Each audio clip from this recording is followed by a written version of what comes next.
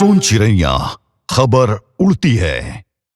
छत्तीसगढ़ के बीजापुर जिले के इंद्रावती नेशनल पार्क क्षेत्र में सुरक्षा बलों का एंटी नक्सल ऑपरेशन लगातार तीसरे दिन भी जारी है। इस अभियान में अब तक 4 नक्सलियों को ढेर किया जा चुका है, जिनमें 2 टॉप कमांडर भी शामिल है। शुक्रवार को सुरक्षा बलों ने मुठभेड़ में 45 लाख के इनामी नक्सली भास्कर को मार गिराया। इससे पहले 1 करोड़ का इनामी नक्सली केंद्रीय कमेटी सदस्य सुधाकर भी मारा गया था। इस ऑपरेशन में जवानों ने ऑटोमेटिक हथियारों समेत भारी मात्रा में गोला बारूद जब्त किया है। नक्सली भास्कर मंचेरियल कोमाराम भीम डिविजनल कमेटी का सदस्य और सचिव था, जो मूल रूप से आंध्र प्रदेश के आदिलाबाद का निवासी था। उसकी गिरफ्तारी या मौत के लिए तेलंगाना व छत्तीसगढ़ पुलिस लंबे समय से प्रयासरत थी।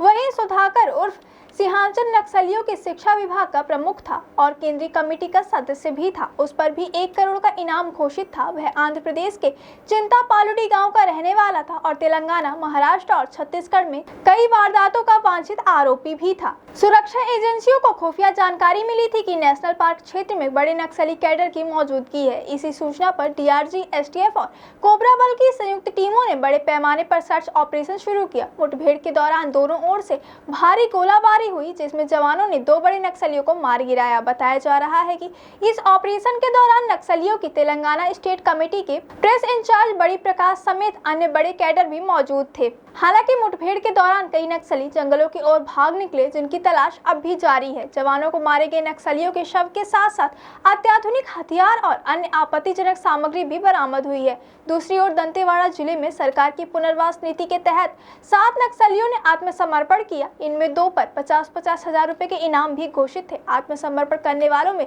जुगलू उर्फ सुंडुम कोवासी, दशा उर्फ बुरुक पोड़ियाम, भोजाराम माड़वी, लखमा उर्फ सूती, रातू उर्फ ओठे, फुखाराम पोड़ियाम और पंडरूराम पोड़ियाम शामिल है। ये सभी माओवादी अलग अलग आरपीसी क्षेत्रों में सक्रिय थे और नक्सली बंद के दौरान रोड काटने, बैनर पोस्टर लगाने और हिंसक गतिविधियों में शामिल रहे।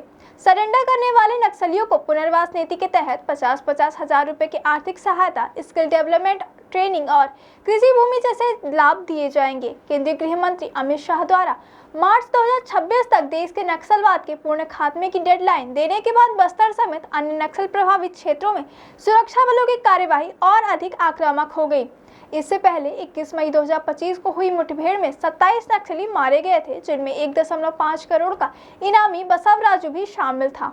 उससे 7 दिन पहले कर्रेगुट्टा पहाड़ियों में 24 दिन चले ऑपरेशन में 31 नक्सलियों को ढेर किया गया। लगातार हो रही मुठभेड़ों में टॉप कमांडरों की मौत और नक्सलियों के आत्मसमर्पण से स्पष्ट है कि बस्तर में नक्सलवाद की पकड़ अब कमजोर पड़ रही है। सुरक्षा बलों का हौसला बुलंद है और रणनीतिक कार्यवाही ने आतंक के लंबे दौर को अब अंतिम मोड़ पर ला खड़ा किया है। केंद्र और राज्य सरकार की समन्वित नीति, सेना का साहस और जनता का सहयोग मिलकर बस्तर को शांति और विकास की दिशा में आगे ले जा रहा है। सोन चिड़ैया खबर उड़ती है।